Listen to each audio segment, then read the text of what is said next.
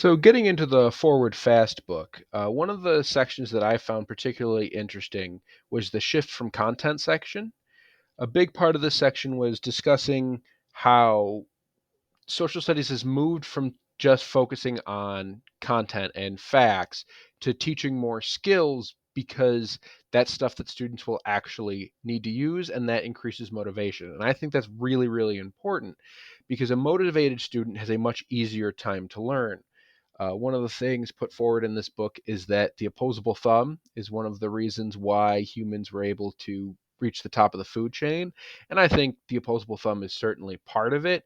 But I think the really big thing is our ability to learn.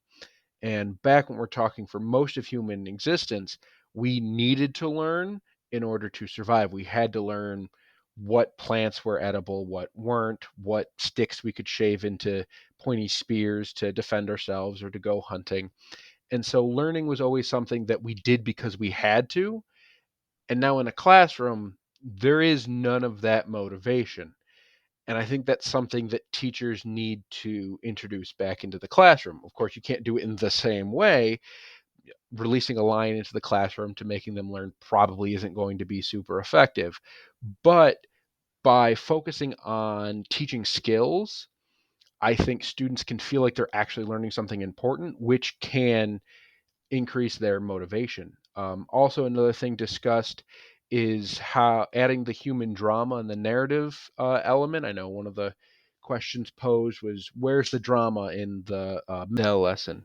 And there really isn't the human drama the way that it was presented, but especially in like a social studies class, that's something you can add, and that's something people are really looking for, even in their own stuff that they watch. People love Hamilton or the Real Housewives of New Jersey because there is this drama and there's this narrative element that is missing from a lot of high school classrooms. I do wonder how easy that will be to implement because of the time constraints, especially the narrative element.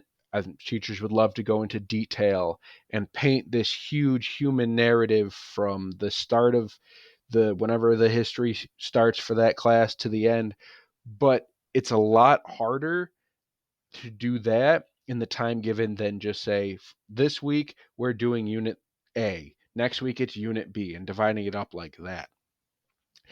I think if a teacher can pull off this narrative and this human drama element, their class is going to be a lot better, but it will be challenging.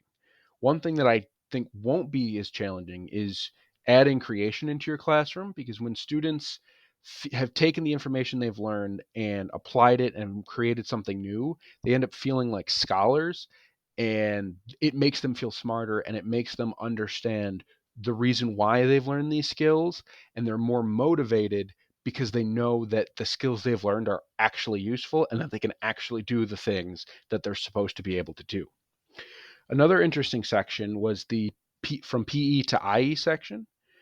Students are always asking for kind of classes that are more practical. Why do I have to learn this? Why can't there be a class on learning taxes, but I have to learn about that the mitochondria is the powerhouse of the cell, everything like that. And I think the IE classes, whether as an actual standalone class or as interspersed throughout all of the classes, is a way to add this practical element to school that a lot of times, unfortunately, it's missing because technology is not going away.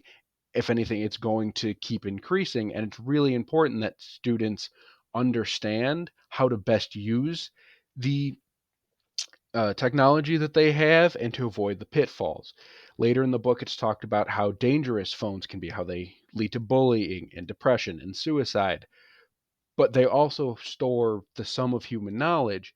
And if you're able to access that effectively, you've increased your knowledge base by millionfold. Personally, I can never remember anything, but I still know a lot of things because I'm really good at going to Google, looking stuff up, and being able to share that information.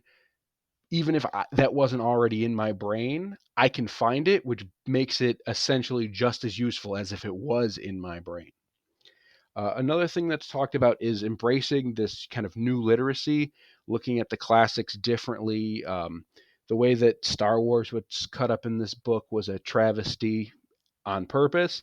And I think this IE idea of a class can be one of these new literacies and can be a way to take school from the 20th century and move it into the 21st century and kind of light the proverbial match that was talked about by giving students digital literacy skills that will be incredibly useful throughout the rest of their life and no matter what career they end up picking. So when we get later into the book, one thing I noticed was there seemed to be a teacher section and more of a politician school administrator section. The first 6 chapters were really kind of geared towards teachers. Chapter 7 was kind of an intermediate chapter for everybody, and the last 5 chapters were really more for administrators and politicians. Things like the debate over counselors, testing, school safety. It seems to me mostly out of teachers' control. I know sitting here as a pre service teacher reading it, it's what am I supposed to do? This is interesting and it's important, but I don't think I have the power to change how many counselors are in a school. And so I think this book caters to a wide variety of audiences, especially those last 5 chapters. I think fits in really well with the other books that are kind of floating around the education reform genre, things like Fear and Learning in America by John Kuhn and The Death and Life of the Great American School System by Diane Ravitz.